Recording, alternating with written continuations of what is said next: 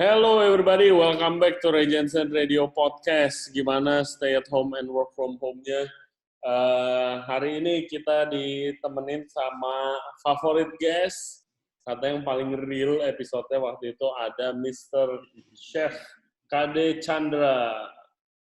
Guys. Ngomong, kalau nggak kedengeran. Jakarta. Halo guys. Sampai ketemu lagi. Jumpa lagi dengan saya. Di kali ketiga ya, Sep ya? Yoi. Kali ketiga. Dan ada Dick Derian, ini guys baru. Ini temen gue guys yang tinggal di Surabaya. Dia adalah head chef and owner dari cafe and brunch place namanya Lokahen. Punya jajan kopi.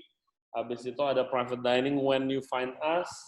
Dan nasi telur ambyar. Gila, baik banget bisnisnya. Dan FYI guys, KD dan Derian ini partner di nasi telur ambyar kan. Yoi. Dan ada lagi sebenarnya tahun ini cuma harus ada lagi nih. Gara-gara virus. Oke. Jadi gimana nasi telur ambyar waktu ke Jakarta kok gue kok nggak berasa itu viral banget ya cuy. Gue pikir bakal meledak loh nasi telur begituan. Siapa yang ngomong nih? Dari nama gue nih? Tadi dulu lah. Kalau gue merasa yang baru gue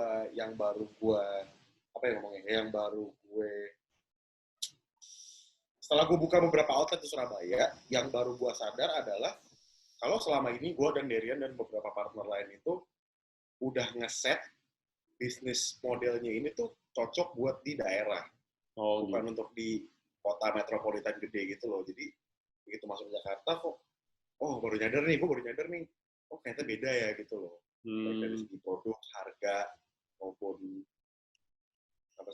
eksekusinya tuh ternyata beda gitu. Karena kita udah nge-set tuh yang kayak Surabaya gitu. Tapi kalau di Surabaya kan sukses banget kan, gue denger kan. Dibilang banget sih, enggak lah, sukses aja deh. Oh, gimana sih?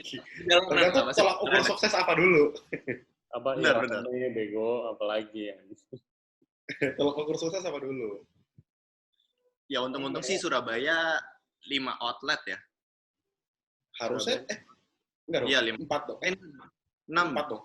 6 ya, 6. 3 ke hold.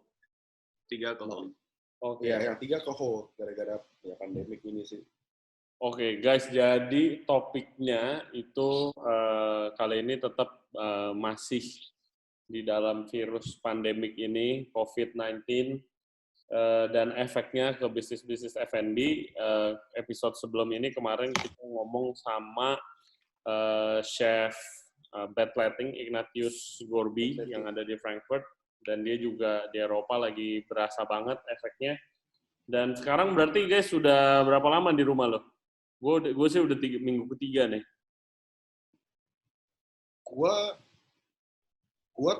Restoran gue tutup tanggal 25, tapi gue nggak yang setiap hari itu di rumah. Kayak mungkin per 4 hari itu gue keluar, kayak jemput cewek gue, atau gue cuma sekedar di mobil gue keliling-keliling Jakarta doang sih. Karena gue nggak betah banget asli. Tapi gue tetap menghindari kerumunan.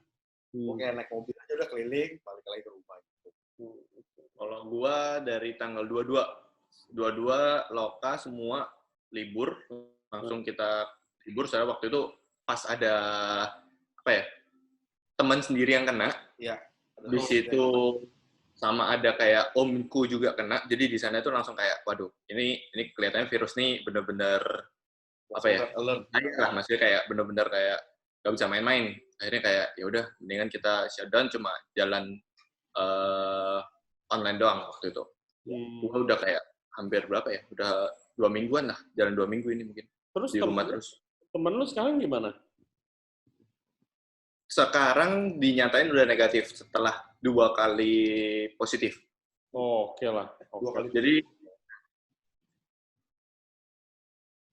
tapi yang lucu tuh di temennya si Derian ini tuh, gue kenal juga kan. Itu kalau nggak salah kan dia sakit demam tuh 3 hari. Di hari keempat itu tuh dia udah sembuh. Tapi di hari keempat itu dia di swab, ternyata lusanya keluarnya positif, tapi dia udah sembuh posisinya. Oh gitu. Terus udah seger tuh badannya gitu loh. Karena masih muda juga kan. dari positif ke pokoknya kan langsung dikarantina terus kan itu dari positif itu dia merasa nggak ada sakit apapun, pusing enggak panas enggak, tapi di swab yang kedua setelah positif di swab kedua masih positif, terus habis itu masih diisolasi, akhirnya negatifnya baru minggu ini ada ya. Iya, baru minggu ini kalau salah. Gue dengar juga tuh. Iya gila sih, yang seremnya kan orang nggak berasa sakit, nggak ada simptom apa-apa, tapi jadi carrier kan, dimana yang parah tuh orang-orang tua kan, itu yang bahaya. Oke, dan hari ini kita mau ngomongin efek corona ke bisnis F&B. Lanjut lagi dari Jakarta. Siapa yang masih buka restorannya di sini guys? Lu masih buka? Lu udah tutup semua? Gue udah tutup semua. Yang masih buka Gioy. Biar libur, tutup. Libur juga tutup. Ya buka paling dari ada yang masih buka. Delivery doang buka. Gimana? Yang buka paling delivery doang kan? Iya delivery. Gue maksudnya kayak Lelo tuh masih buka, Gioy masih buka. Terus Ismail tutup semua ya. Udah, grup besar sih udah tutup semua sih. Grup besar mostly udah tutup semua. Masih buka tutup semua. CC. Kalau N-Screw, kalau gue belum sama JJ, itu masih buka ya? Iya. Ya, soalnya delivery wine-nya masih jalan. Kalau ini yang si JJ cerita sama gue, Chef Jessica Lin, dia executive chef-nya Rock N-Screw Country Club. Executive chef ya? Head chef. Apa head chef? Head chef, sorry. Nando, bro. Waduh. Oh, Nando, ya, sorry. Sorry, Nando. Ya, kita kayak wine-nya jalan banget. Katanya takeaway wine. Wow, takeaway wine jalan banget. Oh ya, oke lah kalau begitu lah. Dan burger masih kencang tuh burger tuh. Sama burger. Iya sih, burger ya. Gila sih yang emang kalau bikin outlet yang delivery friendly itu Exactly. kenceng banget sih emang sih. Sayang. Memang DNA-nya untuk, maksudnya kayak tempat kita bertiga kan kayak selain kita jualan makanan, kita juga jualan experience-nya, ambience tempatnya, dekor gitu. Jadi kayak itu totally mati sih. Kecuali emang DNA-nya dari awal buat tunggu kayak Iklah, burger. Dan jadi sekarang as you know banyak restoran kita bertiga itu udah tutup semua sementara at least. Itu jadi kita di sini mau ngomongin step by step gimana sih kalau lu mau nutup restoran sementara gitu loh, dan nggak bisa kalau misalnya kalian ada kenalan punya restoran yang sekarang masih buka, masih nyediain delivery, tapi tiba-tiba mau tutup atau in the future siapa tahu Jakarta emang di force semua bisnis tutup, itu nggak bisa langsung main tutup aja, banyak barang yang harus dipikirin ini nanti gimana, ada staff dan ada proses yang lain sebagainya. Oke. Jadi kita mau ngomongin itu hari ini. Gimana guys, step apa pertama? Kalau gue satu sih, step pertama yang jangan lupa itu lo harus bayar listrik seenggaknya buat bulan depan. Maksudnya bulan ini lo harus make sure lo harus lunas dulu bayar listrik. Kalau enggak itu kulkas bakal mati, busuk semua, kulkasnya rusak juga. Ya kan? Gue ngevakumin semua barang sih. Iya, terus? Barang gue vakumin semua. Terus habis itu udah langsung masukin freezer semua, yang nggak bisa disimpan udah langsung masak buat staff meal. Udah gitu gua dulu pertama. Terus lu udah tutup berapa hari berarti, men? Gua tutup udah 12 harian ya. 2 minggu. Udah 2 minggu. 2 minggu. Gimana ceritanya di sana efek lu ke corona? Kalau di Surabaya, so far itu semua benar-benar libur, nggak ada yang berani buka. Restoran-restoran lama pun juga, Chinese food itu pun juga semua tutup. Yang masih tetap jalan itu PO orang, online, itu udah pasti, ya kan? Coffee shop itu bisa dibilang semua tutup semua. Kalau di Surabaya kan ada kayak main street-nya tuh, Manyar, itu tuh restoran kayak Layar. Ya, kalau pemain-pemain gede gitu, mereka masih berani buka. Tapi kemarin waktu gue lewatin, sepinya nggak bisa dibilang. Itu hari. Nasi bebek gerobak itu masih buka, Dan? Nah, bebek itu masih buka. Dan masih rame. Kaki lima masih buka. Kaki lima masih buka dan rame. Maksudnya kayak nggak kena efek apa-apa gitu loh. Gue bingung nih. Orang nggak takut mungkin ya. Susah sih, men. Kalau di sini, kalau di komplek gue sih pada tutup semua. Di Jakarta, even though kaki lima ya. Kalau di Ya, kaki komplek lima, lu gimana, Dek? komplek gue jadi ya ada sih, tetap ada sih, karena gue ngeliatnya kayak gini. Sebenarnya kaki lima itu kan apalagi yang kayak mama kata yang ibaratnya kayak di area-area yang ngomongnya kampung lah ya. Itu kan marketnya kan mungkin menengah ke bawah atau mungkin ke bawah lah. Yang even nggak aware sama kayak betapa dangerousnya virus ini gitu. Kenapa lu harus stay home? Kayak gue, kayak tadi baru gimana? Sorry, gue nambahin lu. Atau nggak peduli kayak apa? Ya benar. Kayak Atau nggak peduli kayak adalah penyakit biasa gitu. Tukang jualan makanan apa deh, gorengan atau apa gitu segala macam. Biasa kan mereka perlu duit harian kan. Iya. Ya mau gimana kalau stay home, gimana caranya, men? Nah, mungkin gue juga bisa tambahin, kalau Surabaya itu kayak pedagang kaki lima masih buka, karena mungkin dari, apa ya, Bu Risma sendiri itu nggak ada ngeluarin ini sih, apa ya, statement kalau lu harus nutup restoran. Yang gue lihat itu, karena gue nggak ada terima selebaran atau maksudnya kayak broadcastan atau apapun. Tapi kita pada tutup karena anggapnya kayak dari kemauan owner sendiri, anggapnya kayak gitu. Satu ya kalau kemauan owner sendiri, kedua itu juga salah satunya karena orang-orang udah pada sepi. Terakhir gue waktu tanggal 21 hari Sabtu tuh seingat gue, tanggal 21 Maret itu buka, kita masih doing well banget. Hari Minggunya tanggal 22 itu langsung jebret, hancur. Tiba-tiba udah langsung sepi dah, udah maksudnya sepi. Terus habis itu pas tanggal 22 sepi, tahu ada teman yang kena, tahu ada om yang nggak ada, udah langsung deh, udah Senin langsung kita libur. Itu langsung vakumin semua barang, listrik. Nah kebetulan tuh tempat gua kan pakai token kan, masih dapat token tuh. Jadi ngisi token, terus habis itu apalagi ya, air, ya itu air kita pasti bayar sih. Kalau lu deh gimana deh waktu kehit sama kasus corona ya, by Maple dan lain sebagainya? Yang paling kelihatan sih ya tamu nggak ada lah pastilah. Kelihatan banget kayak Sabtu tuh biasa gue cari 22 juta cuma dapat kayak 1,5 juta tuh udah kelihatan banget. Dan pas itu kayak ya udah gue langsung meeting darurat, mau gimana? Kalau ngomongin step by step, yang pasti awal sih gue meeting dulu, yang gue pikirin pertama staff. Yang pertama staff nih kayak nggak mungkin nih gue ngasih gaji tuh nggak mungkin, karena kayak nggak mungkin karena gue nggak ada pemasukan dan gue harus jagain cash flow dong. Terus yang kedua sih kayak yang lo bilang sih, kayak barang apa yang bisa gue keep, barang apa yang bisa ibaratnya gue jual gitu. Tapi kebetulan kemarin tuh pas, jadi gue tutup tuh tanggal 25 habis gajian, jadi langsung gue tutup semua. Gue tutup, masih ada barang, oke lah beberapa barang bisa tahan, kalau misalkan kayak ada beberapa barang ngomong bisa tahan. Ngomong gede. Ada beberapa barang yang nggak tahan kayak sebulan 2 bulan, kayak misalkan seafood itu gue bagi-bagiin aja sudah mereka berbulan. Nggak banyak sih, untungnya kayak gue sama Adler untuk manajemen apa namanya pemesan barang tuh ya nggak yang terlalu baik gitu loh. Jadi sebenarnya semuanya masih oke lah. Jadi bagi-bagiin juga masih oke. Udah anggap aja ini gue nggak bisa gaji lu bulan depan nih, bawa nih makanan nih gitu. Tapi sisanya yang kayak gue bisa freezerin lama, gue freezerin, gue vakuumin kayak Derian sama.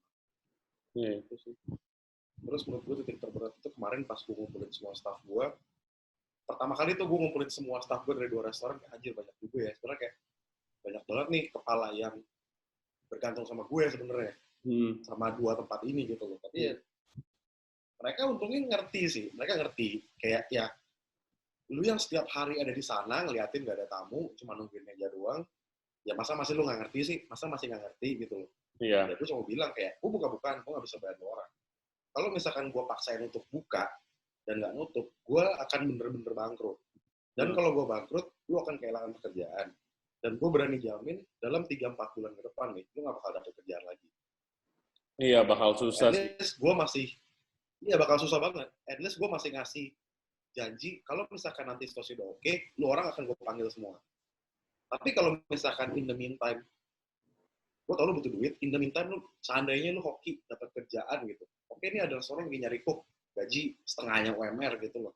Ya udah ambil aja, nggak ada masalah kalau gue. Ya, itu juga basically itu hal yang sama juga yang gua tekanin ke manajemen level gua untuk ngomong ke staff. Soalnya kayak ya yang dan ke staff gua di bar juga di Cheers di mana yang which is itu hari ini hari terakhir, besok kita cuma delivery doang dari store langsung, kita nggak buka. Itu kayak yang bayar gaji staff itu bukan kita, yang bayar itu customer yang makan, ya kan? Dimana kalau customer nggak makan, nggak datang, ya nggak bisa bayar gaji, begitu. Dan untungnya ya sama kayak lu, staff gue masih ngerti lah, gitu. Staff gue masih ngerti lah. Kalau lu gimana, Der? Kalau gua masih gaji sampai sekarang. Siap. Full. Untung full. Pikir itu sebenarnya kemarin waktu awal bulan ini udah kepikir sama partner-partner gua, gimana kalau misalkan gaji setengah kayak gitu. Cuma kan banyak itu pegawai gua juga masih bisa dibilang kayak 5 orang itu ibu-ibu dan yang lain itu masih anak-anak muda semua. Gua mau pulangin mereka untuk balik ke desa, itu pun juga gua mikir karena satu sisi kalau misalkan mereka bawa virus itu ke desa, bisa ini malahan lebih kacau lagi. Kedua, kalau misalkan mereka balik, terus habis itu tiba-tiba lah April pertengahan nih, udah sehat, gue mau manggil itu pun juga kayak mikir gitu loh, bisa-bisa mereka yang bawa virus ke kita. Nah, so far, semenjak kita dua-dua itu tutup, kita kan full dine-in itu kan udah mati kan, kita liburin. Gue langsung bikin menu untuk take away. Gue hajar harga 25.000. Sorry, ini komputer siapa ya? Udah. Bunyi. WhatsApp-nya masuk, men. Nggak. Udah. Iya sih, itu dia. Dan yang tadi Kade bilang juga bikin sekarang sih pusat pikiran gue ada di situ sih. Sekarang pertama ini berapa lama, kedua ini setelah ini itu khususnya di F&B ya, ekonomi udah anggot-anggotan gini hampir berhenti. Dan abis itu banyak orang pasti akan jadi pengangguran, unemployment rate pasti tinggi banget. Terus abis itu ya F&B bagaimana, men? Gila, khususnya kayak all over the world yang kayak pikiran ini tempat yang terakhir gue kerja di Denmark, Kado, bangkrut, men, kemarin. Kayak dia udah nggak mau buka lagi. Kemarin beritanya. Ya kan, kayak gila banget. Justru yang makin yang kayak fine dining itu yang emang kayak kalau hari biasa aja sebenarnya. Ada duitnya. Karena begini kelar semuanya, men. Gila. Makin nggak ada duitnya, iya benar. Kayak best restaurant in the world pada closing down sekarang, cuy. Crazy. Yang lucu kemarin gue baru kasih lihat Derian, alinea Grand Acres. Dia bikin salad box. Gue bilang, Der, ini udah kayak alinea jadi kayak Sydney style salad bar gitu loh. Derian bilang ya, whatever makes money sekarang, gue bilang. Udah mikirin branding, nggak mikirin konsep, men. Ya udah, yang penting jadi duit aja udah gitu. Iya, men. Gua aja kemarin lihat di Instagram gua Guy Savoy. Itu guys, Guy Savoy tuh legendaris, very respected and very famous French chef. Legendaris lah pokoknya. Dia masak ramen, cuy. Masak kayak ramen instan gitu, pakai homemade cooking terus masak di rumahnya. Kayak this guy kayak one of the most respected chef ever, akhirnya ya bikin demo masak bareng-bareng sama yang lain. Balik ke awal semua sih. Yang gue pikirin itu sekarang setelah ini selesai, bisa-bisa bahan itu pasti naik semua barang. Pasti. Sekarang aja udah naik banyak nggak sih? Udah naik banyak. Gara-gara salah satu $1 nggak sih? Yoi. Terus gimana nih, Der? Tadi lo sebelum ini lo mau ngomongin tentang orang-orang yang pada buka PO. Benar. Ceritain dong. Kalau gimana ya? Ya semenjak, maksudnya kalau ini gue ngomong dari sisi Surabaya ya. Kalau Surabaya bisa dibilang itu kan kecil. Maksudnya kayak lu market, meskipun lu buka market di tengah, barat, timur, selatan, utara itu semua masih kena gitu loh. Radiusnya itu nggak terlalu gede. Nah, kita sebagai orang yang benar-benar berkecimpung di F&B, terus habis itu buka di restoran, kalau pilihannya kan ada dua sekarang, antara kita benar-benar libur, tutup, atau kita benar lanjutin online. Dan akhirnya kan kita masih, kalau gue akhirnya libur dine-in, tetap lanjutin online take away itu. Di online ini kan kita berharap buat kayak, oke lah setidaknya bisa ngatur untuk cash flow, bisa untuk gaji pegawai, sama nutup bahan lah, setidaknya itu doang. Tapi di satu sisi banyak juga mungkin orang yang gabut di rumah, gak ada kerjaan, ya kan? Akhirnya mereka itu buka-buka PO.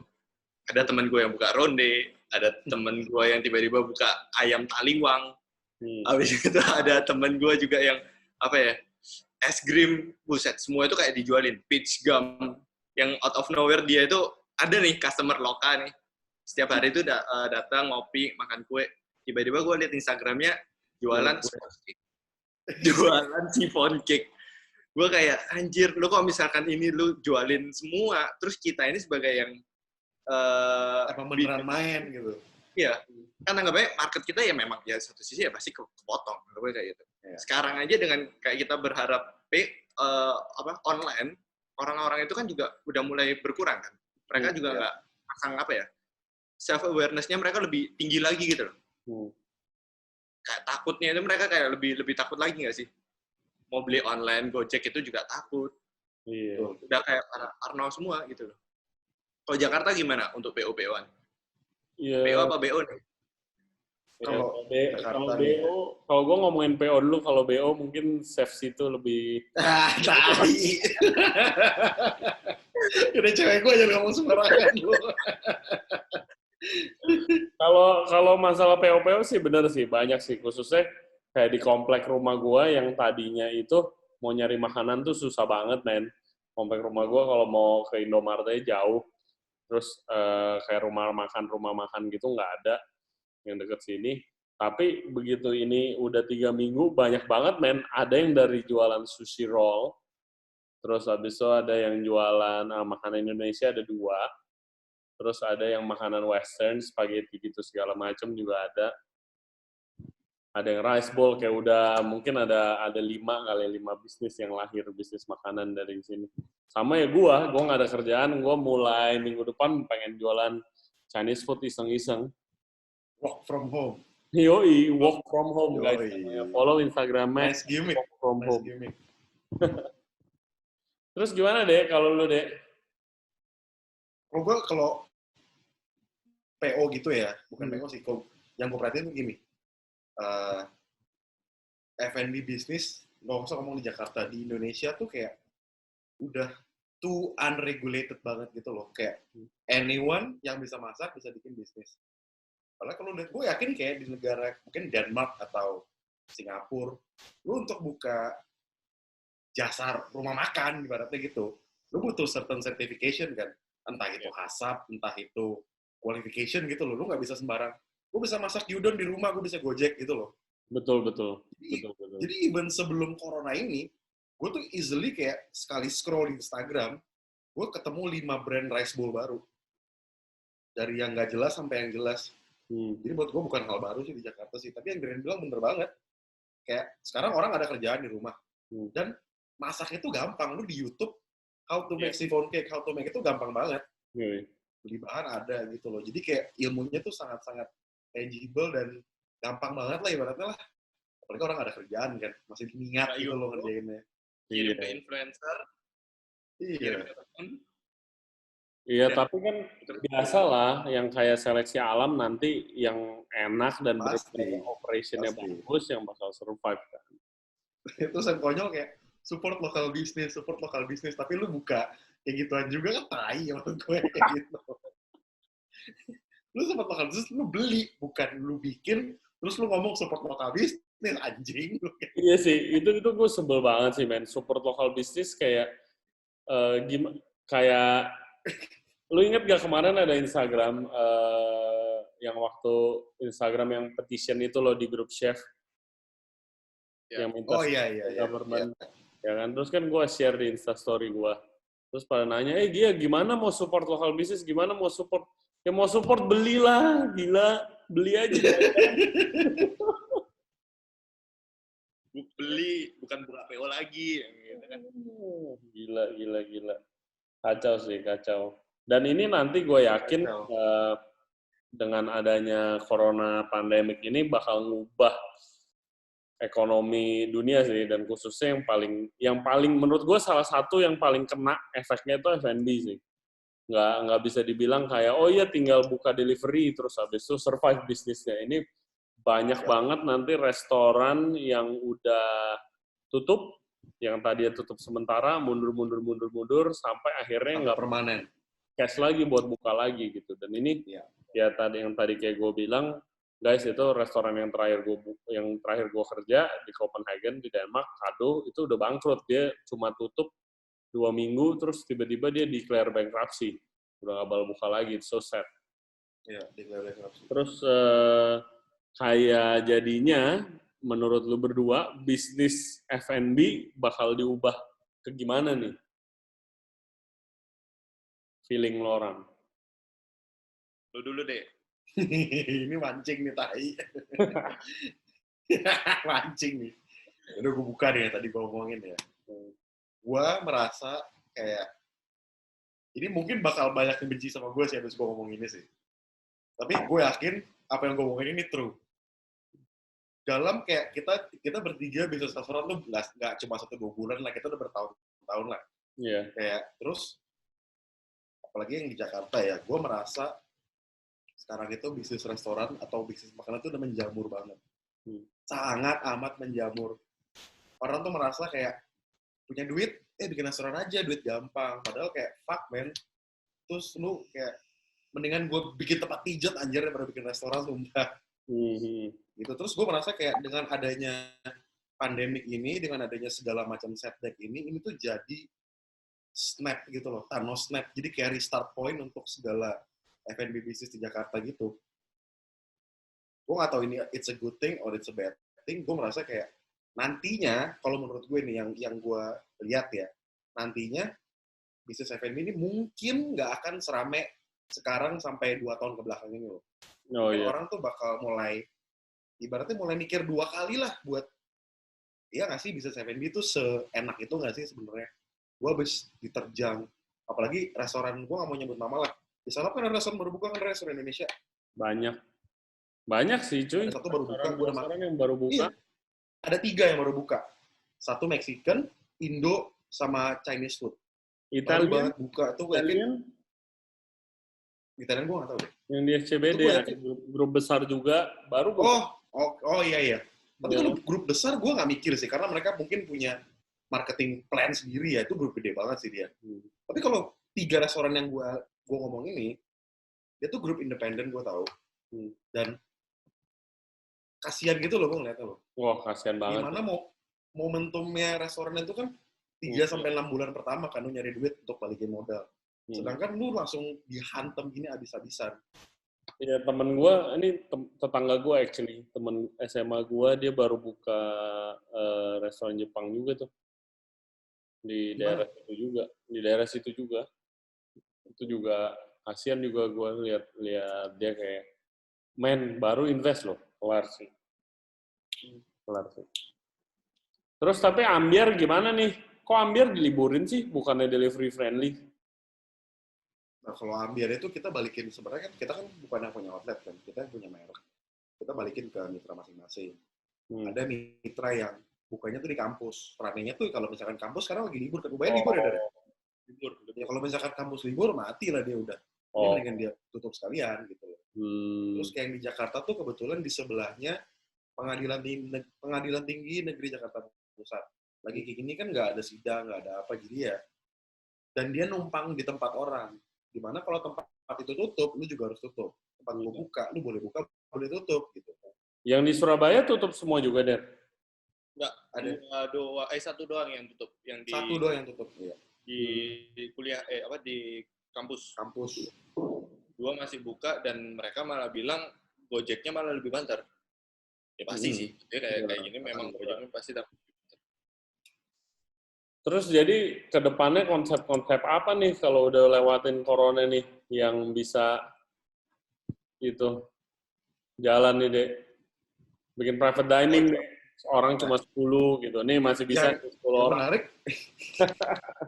yang menarik kemarin si Respati Burger, gue lagi ngobrol sama dia kayak dia bilang gue mau bikin bisnis nih habis ini selesai. Gue bilang ya Res, gue juga gak pinter-pinter amat bisnis. Kalau gue sih yang sekarang gue nggak berani ngomong apa-apa karena gimana ya, ini tuh masih baru mulai semuanya. Jadi sekarang tuh kita tuh terima berita tuh masih day by day gitu loh. Kita nggak akan tahu nih sebulan depan tuh angkanya bakal 100.000 atau berapa. Jadi kalau menurut gue sih sekarang sih mendingan lu lay low aja dulu.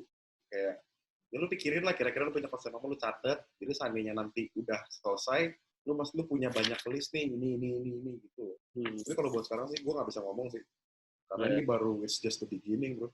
Iya, dan apa nggak tahu gitu, men, harus cari news source tuh dari mana. Gila banget. Betul. Dari mana lu ini bener apa enggak, terus ada yang hoax lagi, belum betul bener kan. Ya begitu. Terus lu aktivitas apa nih? Kenapa, Den? Sorry.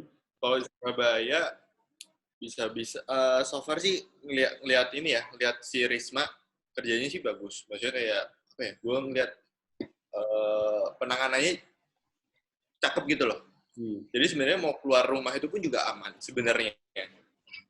Tadi gue barusan terima info dari teman gue di Bandung. Semua kafe itu kan pada tutup. Tapi katanya next week mereka mau reopen. Nah, yang gue tahu malah di Bandung itu malah bukannya apa kasusnya paling lebih banyak ya kalau corona ya? Enggak dong, Jakarta dong epicenternya sekarang. Kayak Jakarta deh. Sekarang Jakarta. I don't think it's a good idea to reopen tapi now, cuy. Sekarang tuh kan lagi naik-naiknya kayak baru pada dites kan? Iya, baru pada dites. I don't think it's wise sih buka sekarang. Ini kan bisnis pada tutup karena kalau buka ya makin hancur lagi. Nggak ada loh yang menyuruh paksa tutup, men. Emang kayak semuanya pada tutup aja karena kalau nggak tutup bakal lebih hancur lagi. Gila sih. Iya, operasional cost-nya nggak nutup. Ya, gitu. Tadi kenapa, Der? Kalau next mungkin menurut gua ojol sih pasti balik lagi online buka something yang ojol friendly pasti masih bagus. Kalau kayak dine in ya itu sama kayak Kade bilang orang pasti udah pada mikir. Gitu. Tapi gue berharap gitu. Gue berharap ya semua bisa pulih kayak dulu, kayak food scene bisa lebih baik. Gitu sih. Gila, gue kangen banget cuy service. Dan kayak gimana kalau menurut gue kalau chef lu bisnis online doang, kayak lu nggak ketemu tamu lu gitu, lu nggak bisa lihat your guests enjoy the food, enjoy the atmosphere, enjoy your service. Paling cuma Instagram stories doang. Ya. Enak banget.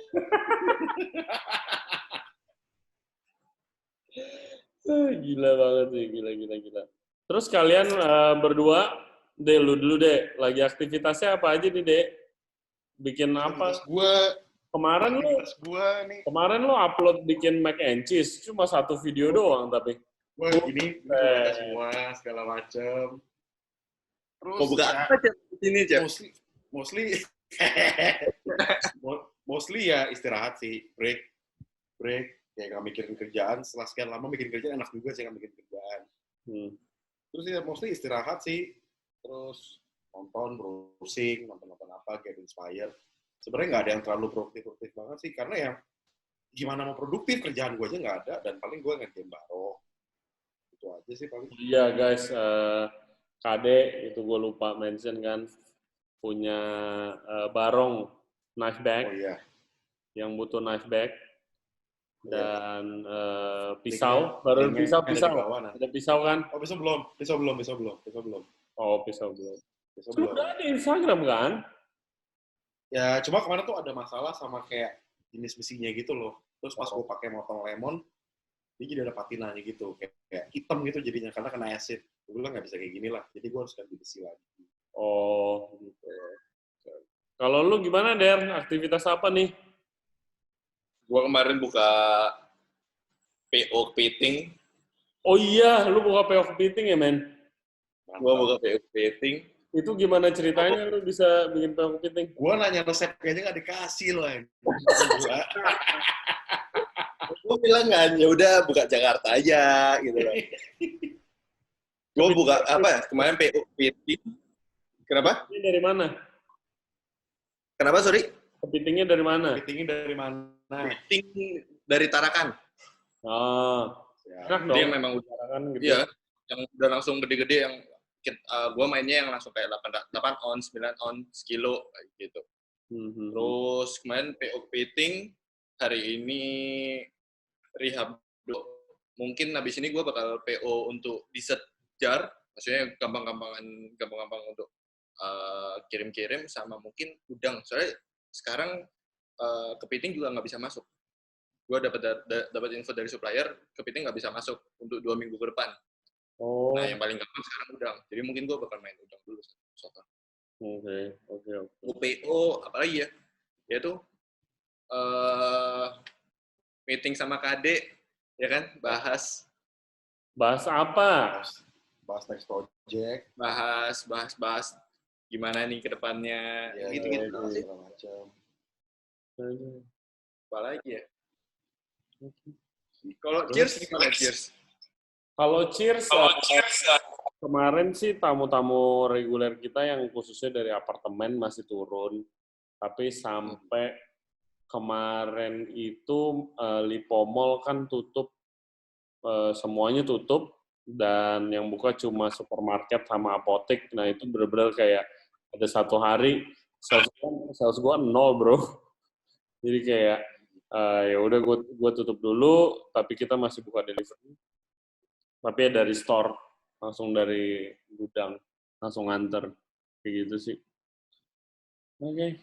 Ada yang mau diomongin lagi, guys? Kalau nggak kita tutup dulu podcast episode kita kali ini. Support lokal bisnis. Apa? Support lokal bisnis. Jangan buka PO dari rumah. Gue kan ada berarti buka PO di rumah. Ya enggak, maksud gue yang bukan orang F&B jangan buka PO lah. Kasih kita makan lah dikit lah. Kuenya bagi-bagi. Oke, guys, kalau gue mau shout out kepada chef-chef all listener Regency Radio yang lagi stuck di rumah, yang bisnis restorannya lagi suffering. We all suffer together. Staff-staff yang mungkin udah hilang kerjaan atau lagi dipotong gajinya atau apa. Gue mau nambahin dong. Gue belum selesai nih. Kita lupa lagi. Itu supaya tetap sabar dulu dan tetap berdoa, dan kita apapun itu kita jangan kalah, at least mentally jangan kalah lah. So selalu cari kesibukan and keep yourself motivated, keep yourself busy. Itu dari gua. Oke, Dek, apa Dek? Kalau buat gue, untuk para business owner, jangan buka restoran. Jangan kemakan pride. Kayak, it's okay to admit temporary defeat, tapi lu untuk menang di kemudian hari gitu loh. Iya. Supaya lu untuk survive. Karena, kayak kemarin teman gue cerita ada beberapa yang kayak, iya owner gue masih kekeh gini gitu, harus masa dia nginjek duit lagi, kayak, menurut gue so fucking stupid sih. Di masa kayak gini tuh, ya udah nggak apa-apa lu admit temporary defeat aja dulu. Iya. Terus after segala macam, mundur aja dulu nggak apa-apa. Tapi lu bisa hidup gitu ke depan. Oh, that's a good advice, gila. Mantap. Thank you. Iya, dan untuk para listener, siapapun yang dengerin ini atau nonton ini, kalau misalkan lo karyawan dan gaji lo dipotong, atau lo dapat unpaid leave, atau lo even di PHK, itu bukan berarti gimana ya, sekarang tuh lo mesti ngerti situasi lagi susah banget. Gue yakin bos-bos lo pun nggak mau sebenarnya, dan gue merasa gue kerja dari bawah sampai gue jadi bos, sampai gue punya tempat gue sendiri. Jadi gue ada kayak gimana ya, ada kayak nggak enak sendiri gitu loh. Gimana gue harus ngomong ke anak buah gue? Ngerti lah. Lo nggak bisa dapat gaji segala macam kayak gitu. Jadi lo nggak usah benci sama bos lo nggak usah benci sama perusahaan yang lo kerja. Karena lo harus akuin ini sekarang tuh lagi zaman susah banget buat industri F&B. Susah banget. Yoi. Betul sih. Der, ada tambahan, Der? Kalau buat gua nggak ada. Stay safe. Ntar kalau udah balik normal, langsung cepet buka restoran, tapi yang matang, kafe yang mati. Jangan bersedih. Ya anggap aja. Kalau gua sih sekarang mikir, ya ini waktunya buat istirahat, bener-bener nenangin diri. Betul. Nggak mikirin apa etiknya restoran, nggak mikirin human errornya. Udah, bener-bener ambil istirahat lah. Gua sih gitu. Ya. Family time, tepatnya gitu. Yoi, benar-benar. Oke, guys, thank you berdua, Chef Dick and KD, and thank you very much guys for listening to our podcast. Jangan lupa like and subscribe videonya, dan jangan lupa follow Instagram kita di Ray Jensen Radio, follow Instagramnya KD dan Dick Median. Nanti gua share di description-nya. Enggak bro, kali ini gue nggak edit videonya, soalnya gue nggak bisa ketemu Michelle yang edit. Ini bener-bener begini videonya nih, ntar nih. Oke guys, thank you very much. Thank you. Next time. Bye-bye. Bye-bye. Bye.